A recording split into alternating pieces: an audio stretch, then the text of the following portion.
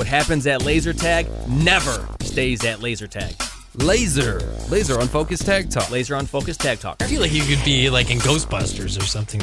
Oh my God, you have got some stories. Let's talk about laser tag. Who knew you were a laser tag legend? Time to get laser unfocused. Tag Talk with Tivia. Welcome to Laser Unfocused Tag Talk. Hi, I'm Tivia. Join us for a meeting of the Photon Book Club as we reread and discuss the Photon novel Thieves of Light by Michael Hudson, where we learn about the origin story of Bodhi Lee.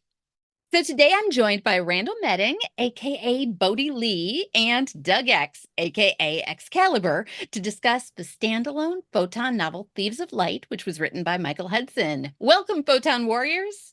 Awesome. Yay. The light shines. The light does still shine almost 40 years later on this book. Now, even though this book is close to 40 years old, I will still call spoiler alert for anybody who might not have read it yet and might want to do so before listening to the rest of this podcast. But for those of us who have an affinity for Photon as the original laser tag and the storyline that went along with it, this is a very pinnacle book for a lot of people. And in very general terms, it's basically a coming-of-age story. It's the origin story of Photon player Bodhi Lee, or Christopher Jarvis, who excels at the game in his home arena, and then he reaches a high score that results in him being beamed up to space and challenging for a spot among the Guardians of the Light. So that's essentially the plot of everything that came along with Photon, from the TV show to the other adventure book series. But Thieves of Light is a standalone, and it is different. It's different in a lot of ways. So I'd like to just kind of begin by talking about everybody's impression of this book and, why it resonates. So, Randy, you are the real life Bodhi Lee. So what about this really kind of hit home for you? How did you come upon this book? So I started in '87 in Ocean City, Maryland.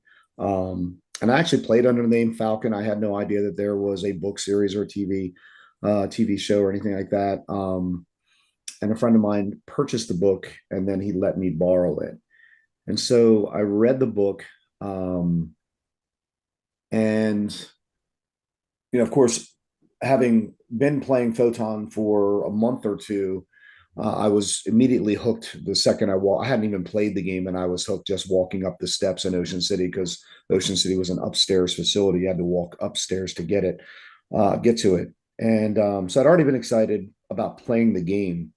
And then when I read the book, I'm not sure which was released first, The Last Starfighter movie or Photon Thieves of Light. I don't know if was any legal battles between the two concepts, because they are very, very, very close. A video game or some type of activity that is a testing ground for a battle that's a real battle that's going on up in outer space. So when I read the book, immediately got into it. Of course, for someone who may have never been into a Photon arena, I would be interested if somebody would draw like what their concept was of what an arena might look like based on what they read in the book, because the front cover doesn't look like any Photon arena I've ever been in.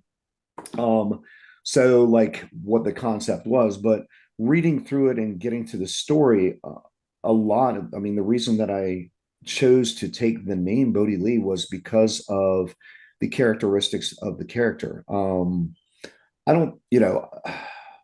I hope, and knock on wood, that all my friends and people that know me that I grew up with, I don't think I was arrogant. I was self-confident about certain things, but I think the thing that resonated with me was that here was this young person who I did okay in school, but Christopher Jarvis in school kind of like wasn't paying attention the way he should, but had the aptitude that if he were to have paid attention, college, things like that, absolutely would have been for him, because he was smart enough to do that. So that kind of resonated with me, because him as a young teenager, basically I started reading the book when I was 16. So it kind of, the age was the same.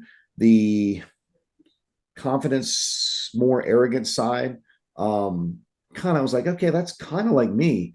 But then as I completed the book and learned that it was never about his ability, but it was about his heart, that resonated with me because you know, as bouncy as I can be, and sometimes like I said, I try not to be full of myself, but sometimes I kind of think, where does his character end and mine begin?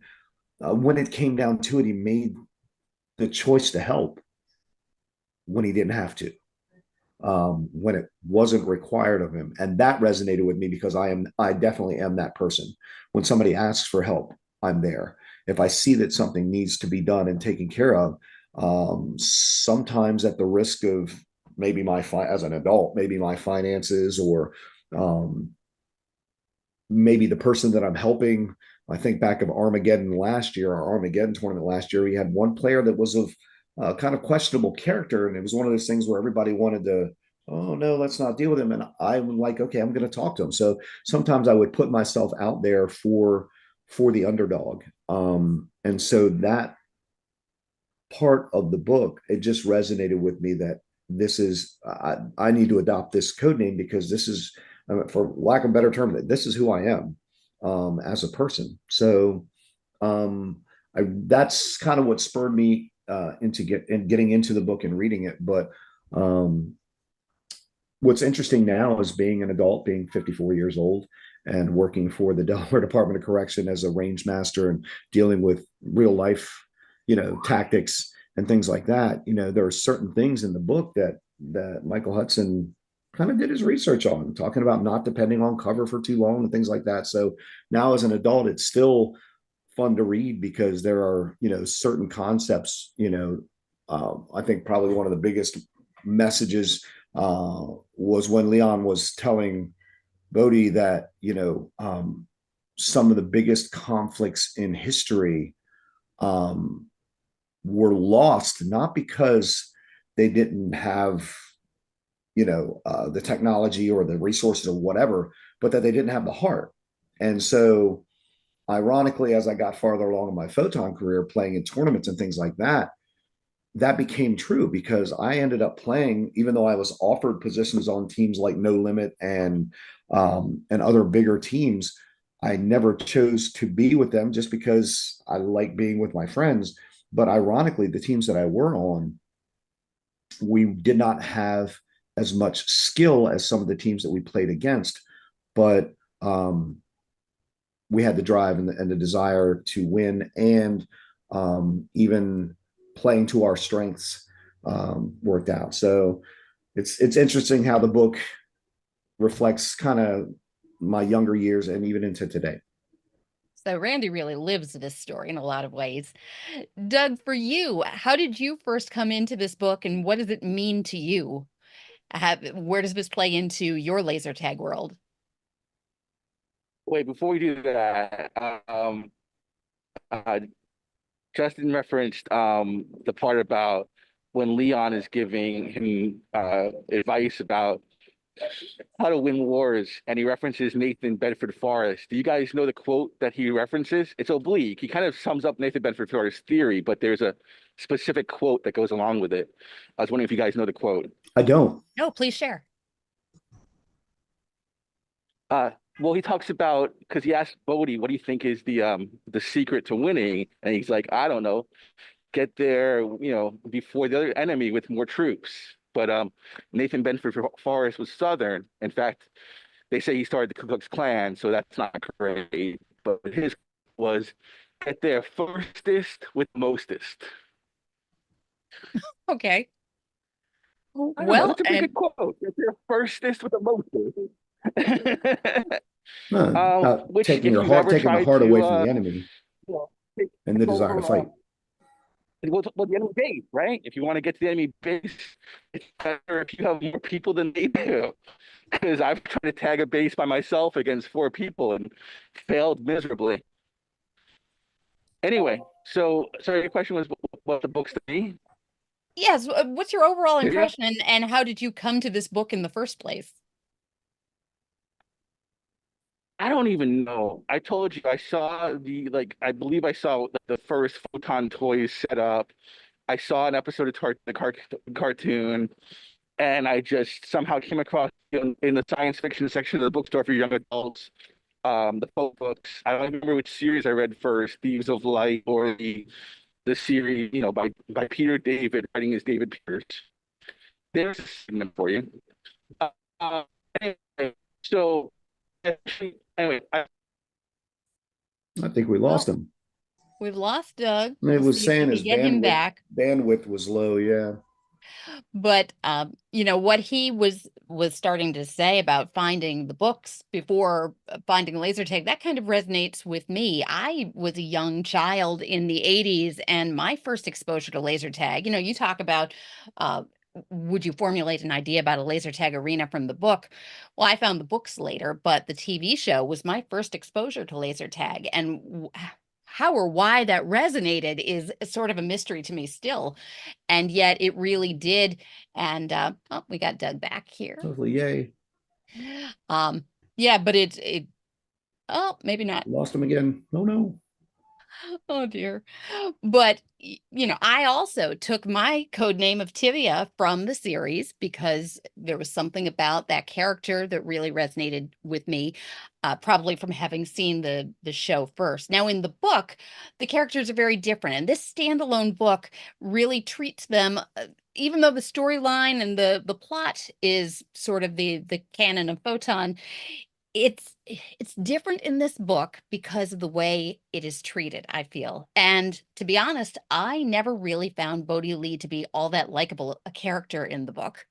Quite frankly, Tivia isn't that likable of a character either. But on this last pass, I certainly found a little bit more to appreciate in at least Bodhi Lee's journey. And along that journey, we see him start off as this really arrogant, smart alecky kid, and then grow into a man who can be depended on. And so to me, this is a real coming of age story. And we've got Doug back. So Yay. Doug, we're talking about how I also found the series before I found laser tag, and that was my first exposure. Did that really resonate with you and bring you to the game? Well, I went to it with my family. I was pretty young time, and it was too far a drive. It wasn't a bike ride away like it was for Chris Jarvis. So I enjoyed it, but no, I came to the game later when I ended up moving here in California and being pretty close to Sherman Oaks, which is still my favorite arena. So you just found the book as a standalone as a sci-fi fan? Well, that and the cartoon, like it all mixed together. Okay. So but the favorite thing, yeah. But I like of all the media, I like the book Thieves of Light the best because in a way it's the least Chris Jarvis centric. Yeah. Okay. Because it changes. Instead of it being like the 5 of them against the universe, the 6 of them against the universe, like he's just one member of a platoon in which Leon is the leader. And but also I was gonna ask you, did you notice that he has blonde hair in this, Tivia? You're right, that is referenced. And the hair color was always sort of one of those points of contention. Did they get it right or wrong? I mean, I've got the doll downstairs. The doll downstairs is blonde. Yes, yeah. Indeed. So Mike Hudson got the memo. Well, the concept art, and he knew the concept art, I guess, because he makes him blonde. But I guess before the cartoon actually comes out, he's got dark hair. Anyway, I thought it was interesting because we talked before about him being blonde or being dark haired. Well, once he covers that hair up and he's got the helmet on, then he becomes this whole other creation. But it's one thing to become a whole nother persona in a laser tag arena, and it's another thing when you are going out to battle. But once Chris hits that 2,500 point threshold, then he's beamed up. And, that part of the story is pretty consistent through all the different mediums. But in this book, after the first couple of chapters of getting to know this teenage kid who's got a little bit of arrogance to him, got a little bit of a smart alecky attitude, then he really starts out on this coming of age journey. And it's interesting that the first person that he meets is a young boy named Parsival, ironically named, the character is named after a real life Dallas Photon player, Steve Holt. But, you know, this teenager is about to learn lessons from a little kid. And it seems to me that in this book, that Parsival character is really intended to be more of a situational interpreter, kind of connecting the dots for both Chris and the reader at the same time. What do you guys think about that? I would agree. I would agree. Definitely, but he's also got his personal quest trying to find his mom and asking Bodhi Lee what mom looks like to him. And but yeah, but also you have the dynamic between him and Pike, which is kind of like touched on in the cartoon, but like made much more clear in this. You know, him calling Uncle Pike and Pike taking care of him, making sure he gets to enjoy being a kid between risking his life. I think there's a much more realistic sense of relationships in this book. You know, It's more adult. TV It's show, more adult centered. yes. Much more so. The TV show, I think we can all agree, as much as women appreciate it, has its degree of cheese factor, and it's not really intended to have morals and lessons taken away from. Whereas this, you really felt like you are taking something away. At least I did. So, are you guys ready for the shocker? Please. I've seen one full episode of the TV show. Oh my goodness! I just and it scarred you for life. No, this show is very much intended to have moral. Yeah, I've only watched one full episode. I've not watched a full episode of it. Read all the, you know, Peter David after books and like those, but never really watched a full TV show. Imagine that. Like, because I was too busy playing Photon to instead of watching. No, but Tivia, the cartoons do in fact have a moral at the end of every episode. Chris Jarvis is put in a household situation that is mirrored by his Photon situation, and then he learns and tries to be a better person when he comes back. I mean, that's just the format. I guess a lot of kids' TV in the 80s did have an effort towards having some kind of a lesson. I just mean in the book, it's a little bit more fleshed out a little bit. For example, the appearance of the first guardian, who in other texts and in the show is referred to as mom, but here as the first guardian, it really sets up a chance for us to learn a little bit more about Parsival's backstory, about how he's an orphan, essentially adopted into this platoon as a warrior. And one of the really poignant things, I tried to pick out what really stood out to me as I was reading the book. And there is one quote that every time just kind of hits home with me, and that's where Parsival is talking with Bodhi Lee about the skills he's developed as a member of this team. But Parsival says, one of the reasons is I'm always trying to prove that I would have been worth keeping. And that line, oh my gosh, gets me every time. So, you know, as much as So as much as we learn about the surface of these characters, we get to the heart. Coming from a divorced household, when my dad, he was chief of police in the town I was from, and he left, basically left my mom when he was 11. And I still had a relationship with him. But when, you know, having a dad as chief of police and like the end all be all, nobody's ever going to mess with you because you're the chief of police's son and all of that good stuff. I found that in my life, I think a lot of my behaviors and a lot of things that I have done in my life mirror what Parsival said. Like I go above and beyond everywhere and everything that I do, whether it's perfecting the way I do stuff. I don't like to fail. And I think that really kind of goes back to the same thing that he said, that I want to make sure that it wasn't me. You know, that I wasn't the reason, to make sure that I was good enough. And, you know, I've even, you know, I'll be square and frank. I mean, I've done therapy before and my therapist was like that. You do understand that that's kind of why you have to prove yourself and why you work so hard to prove yourself, is because you're trying to prove that you are worth staying around for. So that, yeah, you're right, Doug. It was a punch, you know, in the gut reading that the first time and even reading it this time.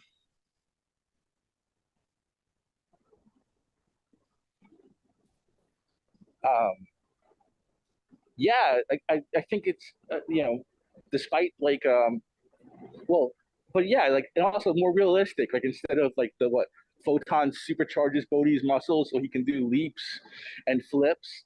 Instead, he spends like 4 months doing like 8 hours a day of exercise. Mm-hmm. Mhm. John in and calisthenics and yeah. And I like that he, has a duel. He insists on a duel with Tivia, and she beats the crap out of him.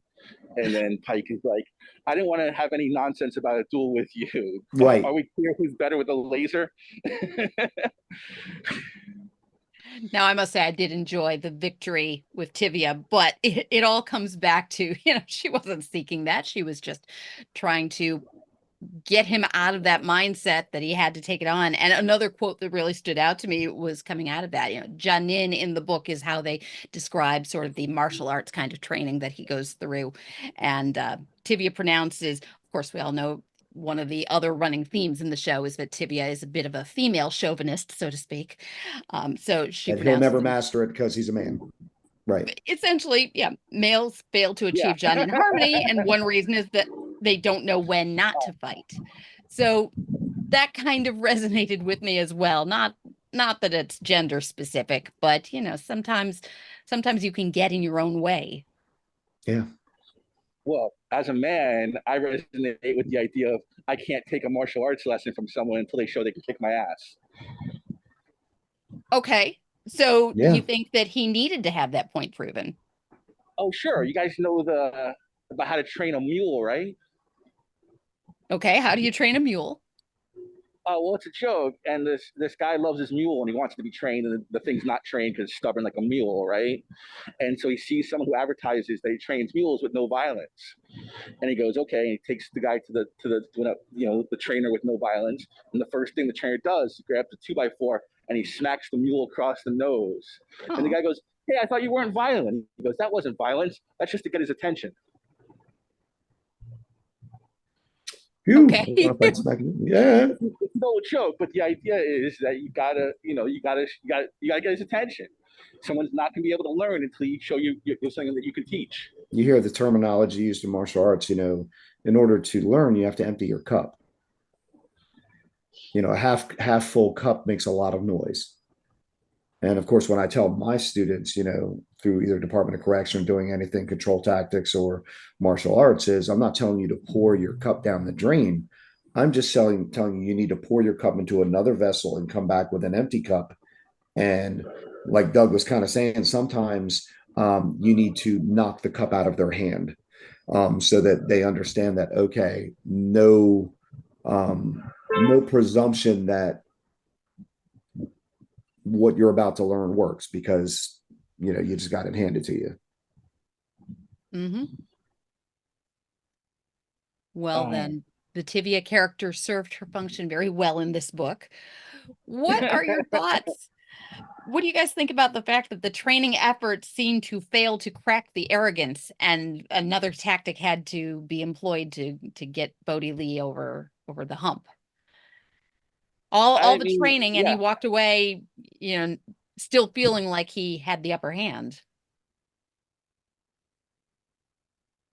Yeah, well, I think they talk about that. I mean, I think that's a lot of people is you're arrogant. Like we said, a man, you can't learn because he can't learn to fight. But I mean, arrogance gets in our way, and he, through a series of unfortunate events or fortunate events, he thinks he's earned his spot, and he hasn't been given it yet. But it's kind of like his priorities. He doesn't have the. And they talk about something that stuck with me, that using video as entertainment can numb you to real life suffering. Mm. And like it completely shocked him. Oh my God, sacrilege. How dare they, how dare they do that? No, I am thinking about, of course, it was a lesson learned on both sides, because when they talk about how when he did the maze room, that the people that were participating as the enemy knew it was him, and they knew it was coming. And it's just like, and their arrogance helped him win.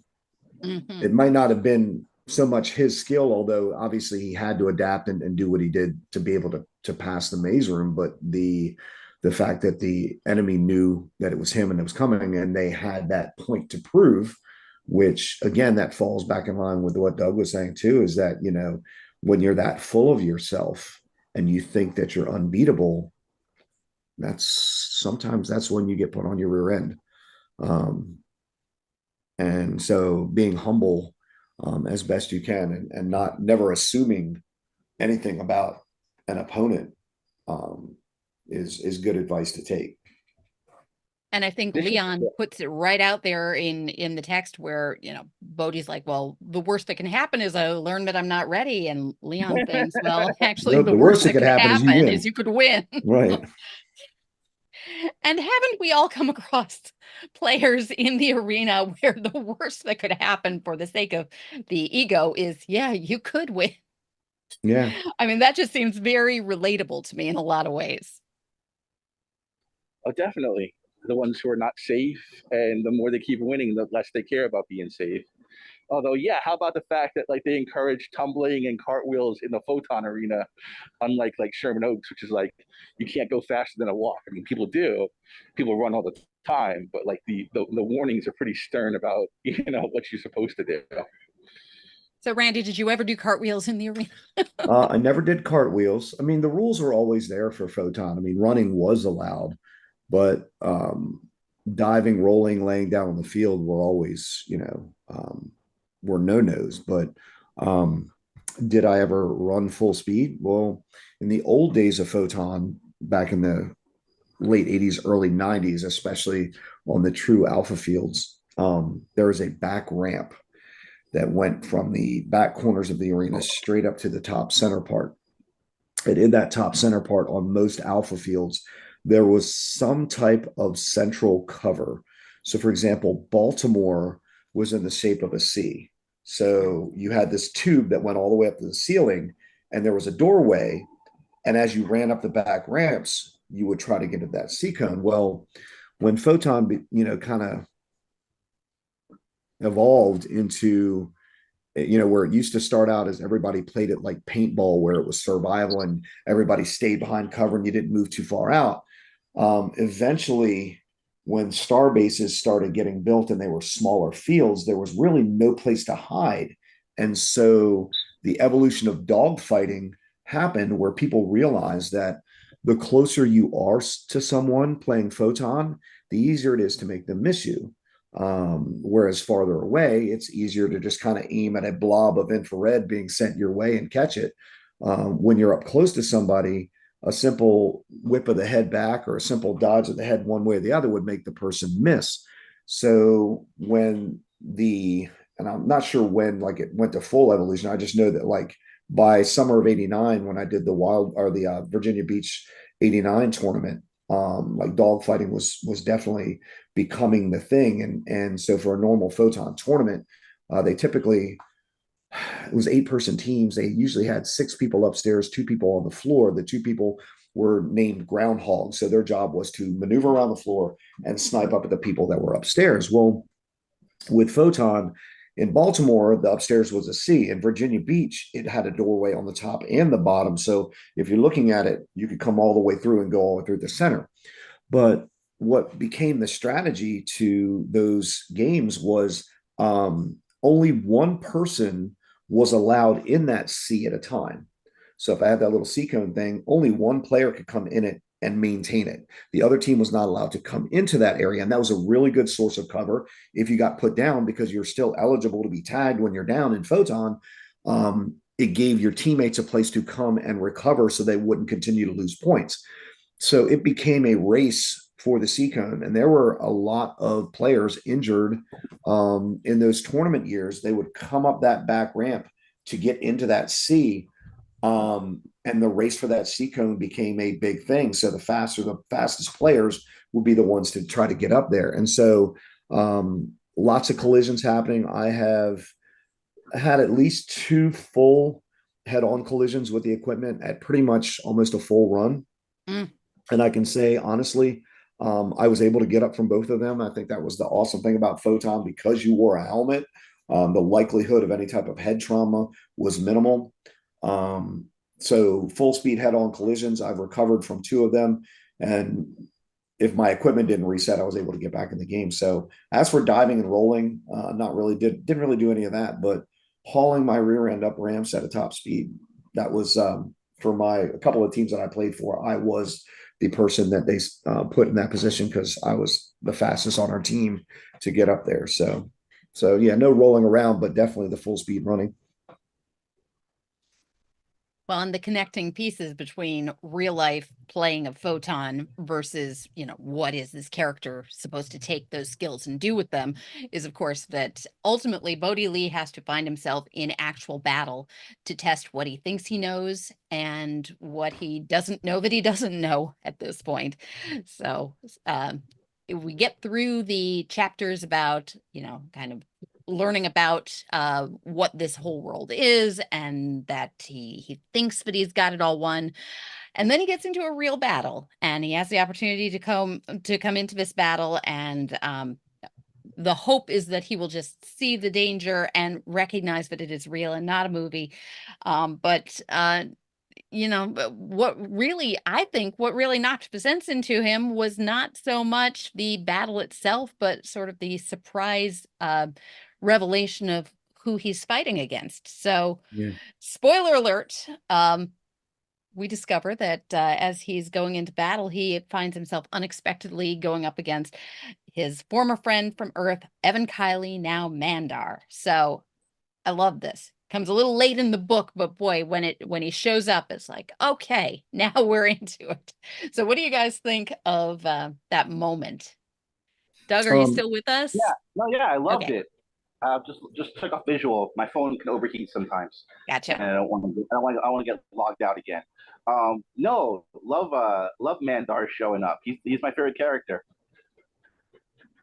and I like the fact that it's broader than that, right? Because before we're told that the Dogars, the Structars, and the Bugars never work together because of racial prejudice. And then you find mixed squads and a Dogar doing tactics. So like not only is like Mandar there, he's shown as a new commander with innovative tactics.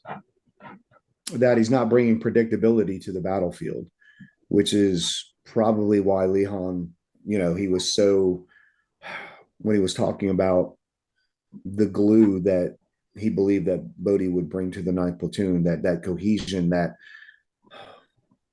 I think part of that was knowing that what had happened to even that they needed something to counter that.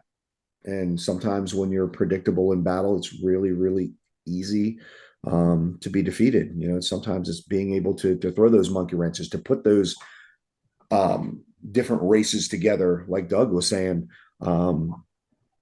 that goes back to what he was talking about with Nathan Bedford Forrest and taking the heart out of the enemy. Because when you think you've got it figured out and that you've got it figured out and that monkey wrench comes, sometimes that's all the tactical advantage you need. Just that little bit of hesitation that person is taken aback that, oh my gosh, this doesn't always happen. They're already like me. I'm, when I think about when I'm playing, competitively, whether it's Photon or any other competitive laser tag, I'm always that. I tell people I am never where you're going to expect me to be. And I was very predictable, especially during the later Photon years in Laurel and into Lasertron, when we had Lasertron at Laurel and Owings Mills.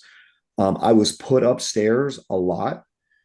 And most people would tell you that almost, even with some of the best players in the world, I made two people had to work facing me. And that's not just, I'm not saying I'm what everybody else tells me. The reason you're upstairs is because any 2 or 3 people that come over and try to engage you, it's not easy for them. And the harder that they have to work on you, the less they're paying attention to the rest of the team, taking care of them from another angle. And so, I was predictable in being sent upstairs a lot, but I would never, I tried to play as unpredictably as I possibly could.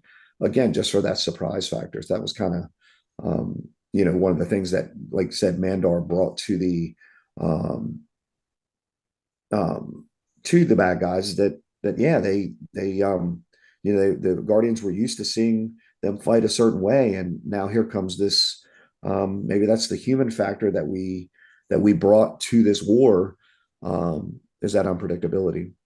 And it makes me think about, and Doug could probably, if he's a Nathan Bedford Forrest, someone that knows a little bit about him and about the Civil War, and just how, if you think about Revolutionary War, how predictable it was that the enemies took the battlefield and they honorably faced each other, and no one would ever, break ranks, and no one would ever kill a commander, because you didn't do that in combat. The commanders were untouchable. You leave them alone, that the foot soldiers kill each other.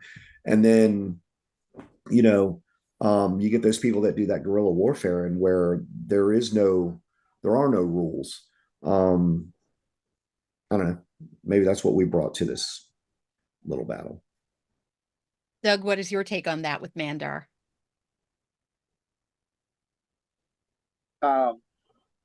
Well, there's a lot there, but like I said, I thought Mandar it's nice to see, not just as a character showing up, but the influence he has on the changes we see for the bad guys.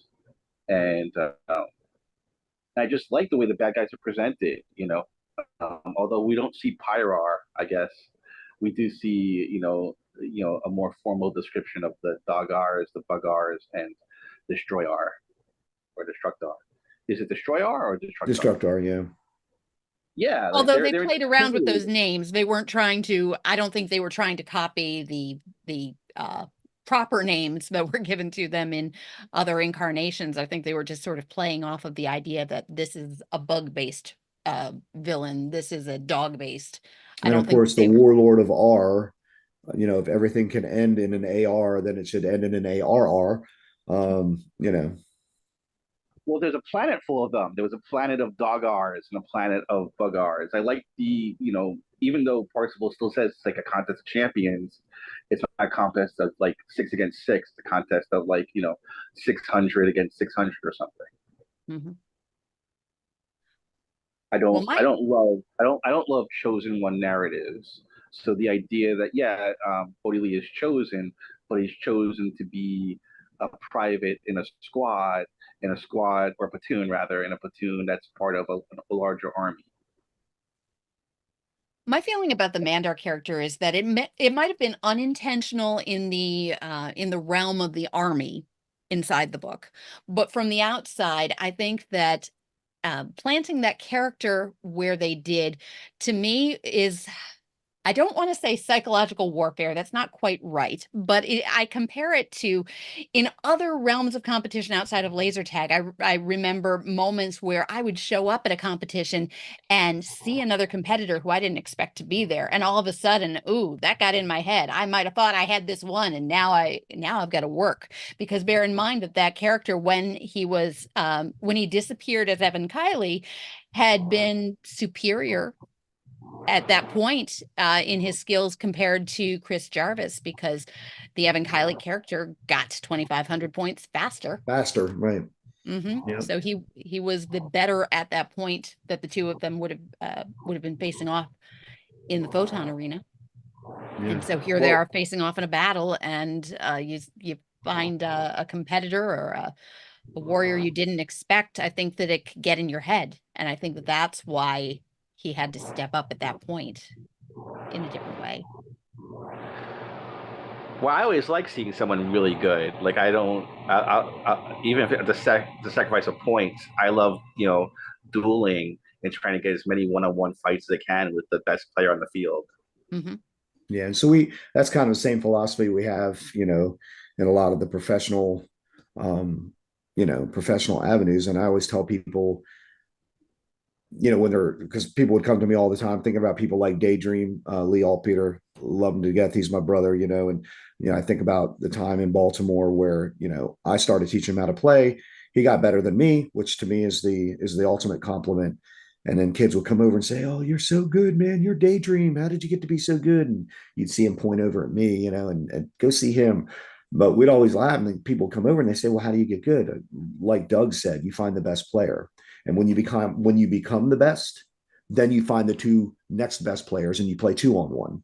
That's the only thing that's ever going to make you excel, because you're only as, this is a Bodhiism, if you will. You're only as good as the people you play against. And if you're the best, then you need to be playing against two of the people that are beneath you to make you even better. So it translates over in a lot of different ways. You can read it just at face value as a battle, but you can also take it to your own real life situations. And I think that I think a lot of this played out like that. It's a true coming of age story that is relatable. It's not cartoonish the way some of Right. the other elements are. You know, And I like the the thought process that Bodhi puts in at the end, that it's not about necessarily Mandar himself, but the fact that what they were willing to do to him to make him, that they are that dark, that they believe in warping and twisting somebody's mind, and that sent him over. That if there was any hesitation, that, like, my favorite quote is, this war has no place for children, and there's no place for me to be but here. That's what tipped him over. The fact that the warlord was capable of doing things like that to people was the thing that spurred it. You say there's no place for children in this war, and that theme kind of pops up in a couple of different places, like the name Bodhi Lee Battle in child, yeah. Lihan's language means battle child, but Yeah. that whole "I didn't bring any children to this war" kind of thing, that pops up several times. It's are you're going from being a child to being a man. The childlike tug and pull, I guess, is a theme that I see popping up throughout. Would you guys agree? Yeah. Yeah. Well, what about you? What was your favorite part of the book? I'm sorry, say again? What was your favorite part of the book? My favorite part of the book, I think, really, that Mandar moment was one of my favorites, but just the little moments along the way. I of course enjoyed seeing Tivia pop up. One of my favorite quotes, though, that I will always remember out of this book was when Leon and Tivia, or excuse me, Bathan and Tivia are off doing some other mission, and he refers to them as the Ego Twins. I have thought on more than one occasion that name, the Ego Twins, kind of applies in one case or another. Yeah. So if I had to pick any favorites, it would be those few moments that Tivia shows up, I suppose. Yeah, she does get badly sidelined, but well, she also gets to throw a ninja star at some point when they for Bodhi's first test. Yeah. Yeah. I might have liked to see a little bit more heart in the character in this book, though. Because as I said, the Bodhi character to me was not originally very likable. And I've read the book several times, and I had commented to Randy that this is the most likable I've found him, was on this past reading. And kind of your viewpoint changes every time you read something, I think. And this time around, I found him developing into somebody likable a little bit more. The Tivia character in this book never really got likable. She didn't, unfortunately, this book didn't play enough, she didn't play a big enough part. I say big enough part, you can only fit so much into a book, but Yeah. it almost seemed like, when we get into the adventure novels and stuff like that, and we're looking at Exile in the adventure novels, it goes a little bit more into to her character. But I mean, there was only so much you could introduce into this, and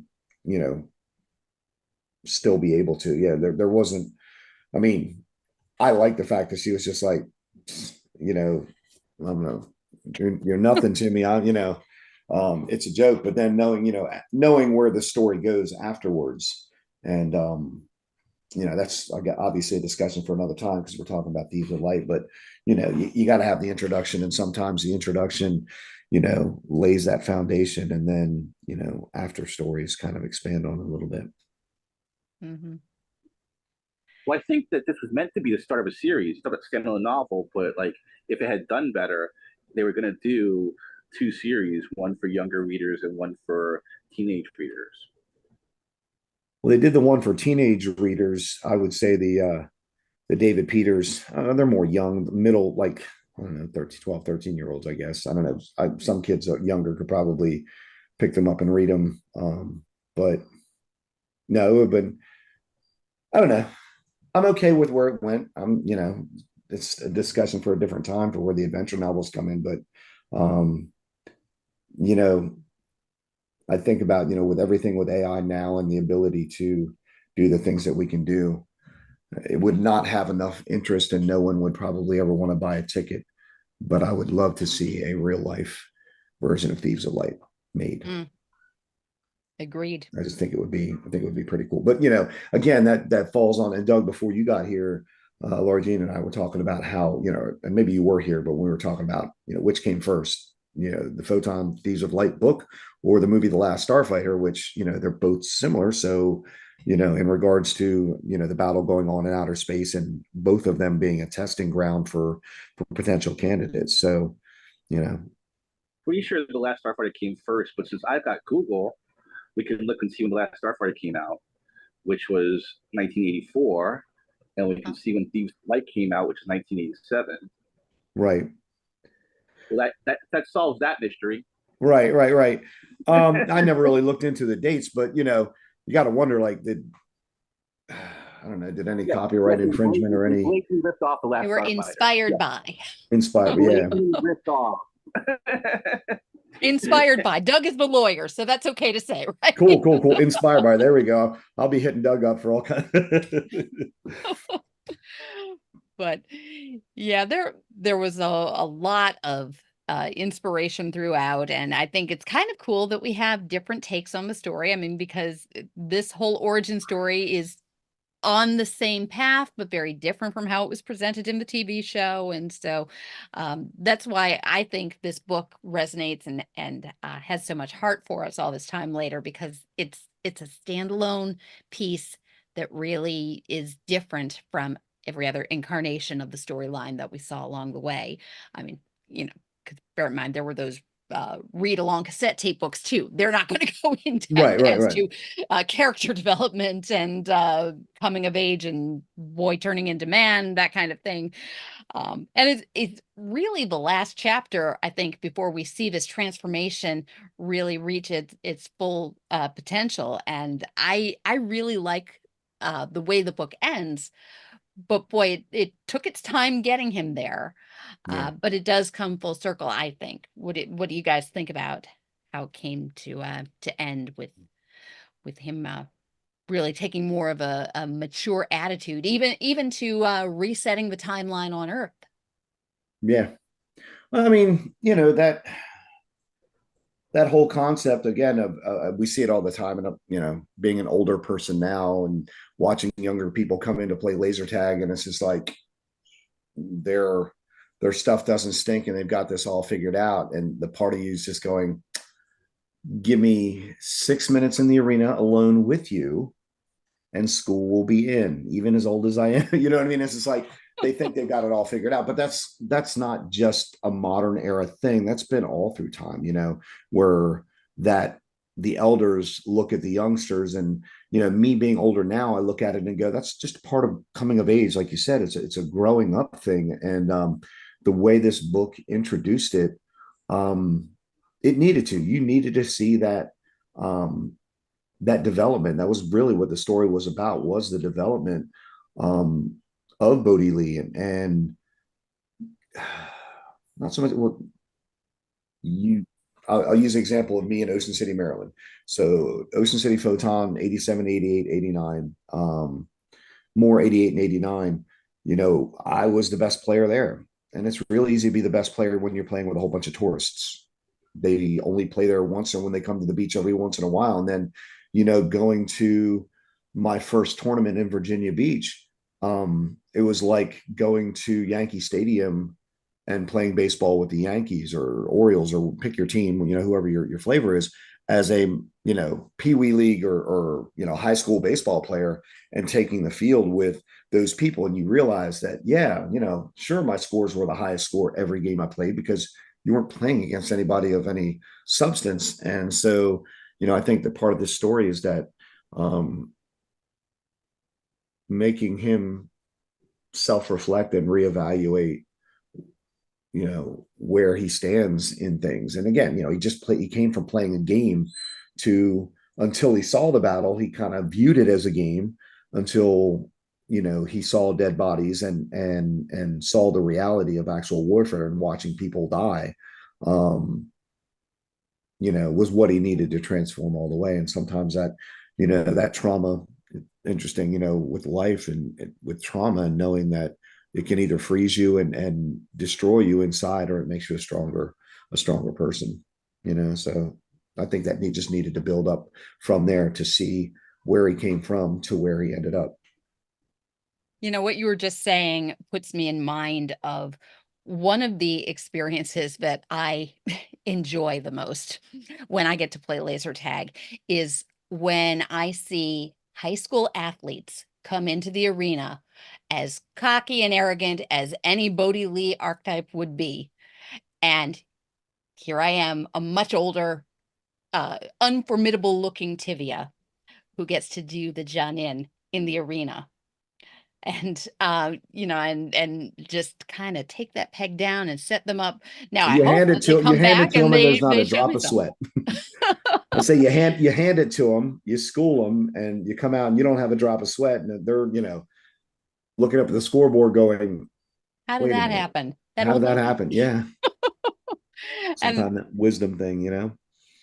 yeah, so it's like Tivia passing along the message to the young Bodhi Lee types. You come across that quite a bit, I know, Doug. Oh yeah, in Sherman Oaks, there was some military types that were like all like doing the barking at the during the instruction package, and I was like, I have to, I because they're taking it too seriously, I have to take it too seriously and make sure I beat them. So I don't know who comes out better in that encounter. I was dragged firmly down to their level. Which is, as we tell the story, really the total the opposite of where I think Randy was going with that. But it puts you in that mind anyhow, because in different scenarios you play the different roles. In that scenario, I could see myself mimicking the Tivia of the book, and hoping that those young Bodhi Lees Let of the me book. wipe the dust off. You've contaminated me. Go away. You're not worthy to be in the same arena with me. And But if they come back, respect. Right. Well, and that's like, I've always, and just in my career of laser tag, tournaments and stuff like that showing that person who thinks that they know it all, that they don't, and popping that bubble, and then reaching my hand out and shaking their hand and say, that wasn't bad, but come with me and I'm going to show you. And, use the example, we went to the Lasertron World Championships in Buffalo in 2005. And I was part of kind of a mixture of Laurel, Maryland's B team, and a player from York, from Manheim, Pennsylvania, and a couple locals from Buffalo. But our A team from Laurel, we all walked into that facility. There were 14 teams at first World Championships, one from New York City, a couple from all over the place, some locals and stuff like that. And every one of them, I'm surprised any of them were able to get in the front door because their heads were so swollen from their ego. And so it started out, that World Championships, on a Friday, where everybody was just talking trash. Well, by the time Laurel's A team got through everybody in the tournament, they doubled every team's score, every game, that tournament, doubled it. And a lot of games, they tripled people's score. Now, the majority, I would say the average age of that Laurel team, that was Iron Man and Nimrod and a whole bunch of other people, probably the average age was probably around 40 years old. I mean, Cyberwolf was the youngest person on it, but like most of them were a lot older, and there were a whole bunch of young people that were just like, they knew they were coming in and they were going to win. And then it went from them talking smack all Friday. By the time I blew my knee out on that Sunday, the team that I was getting ready to go in and play against with a blown out knee, their players would come over and get underneath each of my arm and help me out into the arena so that I could play with a completely blown out knee. and to watch that transformation from ego to humble was, that was really awesome to see. Unfortunately, a lot of the people didn't come back. And so we went out to Luigi's Fun Center out in Aurora, Illinois, to play some Lasertron out there post first world championships. And so when we got out there, Bill Poss was the owner of the place, and he met us we got our rental car, we met at his place, and then we ended up staying at his house. And we got back to his house. He's like, I'm so glad you guys are here. These guys cannot shut up. They just keep talking, blah, blah, blah, blah, blah, blah, blah, just talking. I'm so glad because I know what you guys are able to do. And you need to, I'm glad to see that they're going to get schooled. Well, school them we did. And so they, even by the time we played all the Lasertron World Championships format and beat them heartedly on their own field, because it was a unique field. It was actually a indoor rock climbing facility. So it was like 3 levels with catwalks going across from one rock climbing to the other. But they ended up eventually saying, well, you guys are used to the World Championships format. We have our own format here. And as soon as they said we have our own format here, we're like loaded up. And we doubled their score on their own field. And it's just like, once that was done, we were like, look, guys, we want you to come to the World Championships, because the World Championships is no fun if we have nobody good to play against. We want to develop you. We will help you. And it's just interesting. And Doug, I don't know how, out there, how everybody is out there, but like generationally, I had to put many, many, many years in to become a good laser tag player. And it seems like nowadays, it's an instant gratification thing. So when people ask, well, how long did it take you to become a good Photon or laser tag player? Like 12, 13 years. And most people are like, wait a minute, I'm not willing to invest that amount of time, because we live in such a busy world now. And so unfortunately, those guys from Aurora never showed up to World Championships. And we friendly, after we were done trouncing them, we friendly were like, hey, come on, we're going to show you how to play walls and use obstacles and that type of stuff. It's just, I don't know. I'm sorry, I got off on a tangent. I get talking about that, but I think it really shows, though, that the book translates over into real life, and the lesson of the book about, you start in one place and you turn into somebody of merit is not really where I want to go with this, but the transformation, you can see how it translates over into real life. And I think we've all gone through some kind of an experience that is akin to what Bodhi Lee went through from one side or the other. And, we've all been there on both sides of the coin. But, this book is beloved. When I reached out, and there was going to be a third member in this chat, when I reached out to all 3 of you and said, hey, you want to reread this book? It's like a no-brainer. Absolutely. Twist my because arm. it just still speaks all these years later for one reason or another. And what do you guys think is truly what makes this such a beloved story to so many people? I think what you just summed up and said, the fact that it is kind of maybe kind of a little bit of a story of not all of us, but a lot of us. There are some people that don't have, that have the energy and maybe have the passion, but it's not directed. And then, like the book says, it's a test of heart. For his second refusal is more of a test of heart, not of ability. You weren't expected to win, and I think, and I'm going to shut up because Doug, I've monopolized time. I want Doug to be able to talk too, but I think one of the things that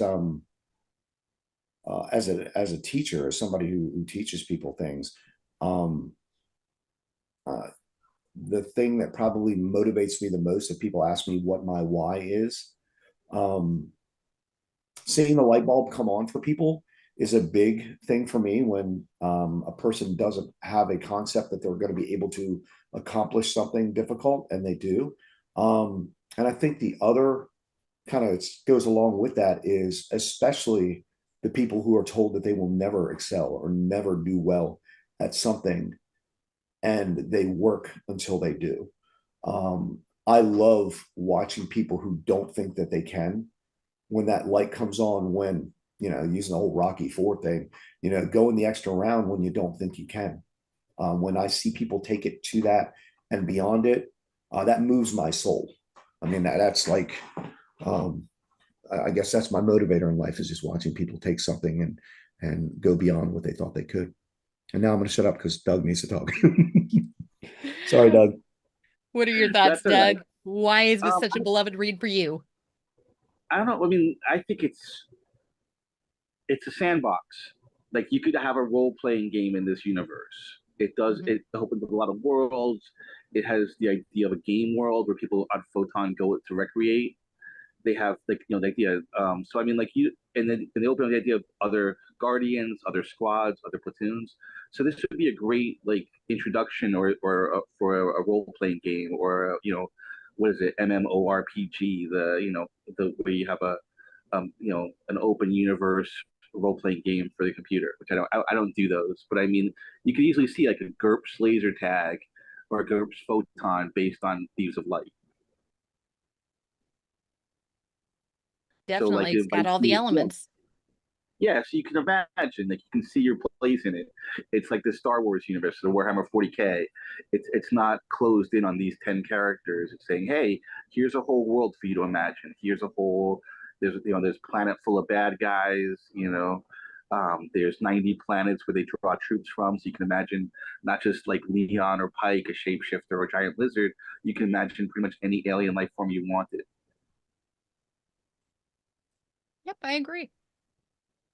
And that's what's kind of cool about having all these different incarnations of the storyline, that all ties back to that game that we all love, where Photon began this whole laser tag journey for all of us in one way or another. And yeah, so I hope that this discussion has, if people didn't find this to be full of spoilers, I hope anybody who hasn't read the book will take the opportunity to. Thieves of Light by Michael Hudson, definitely a favorite.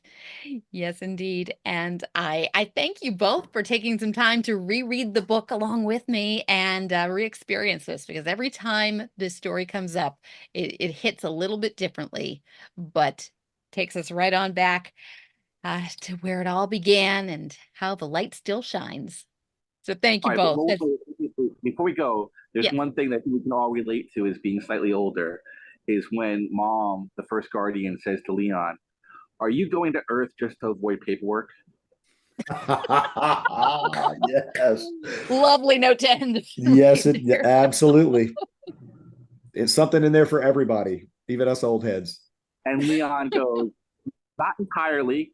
Doesn't flinch away from it. He's like, "Not entirely." Do you guys remember that? I do. Did That was awesome. Yep. Good A stuff. lot All of right. gold hidden in that book. So Tivia, are we going to do this for the David Peters, i.e., David writing his David Peters books, or is this a one shot? I don't know. If the Photon Book Club is something people want to hear from, I am game for rereading it all. Absolutely.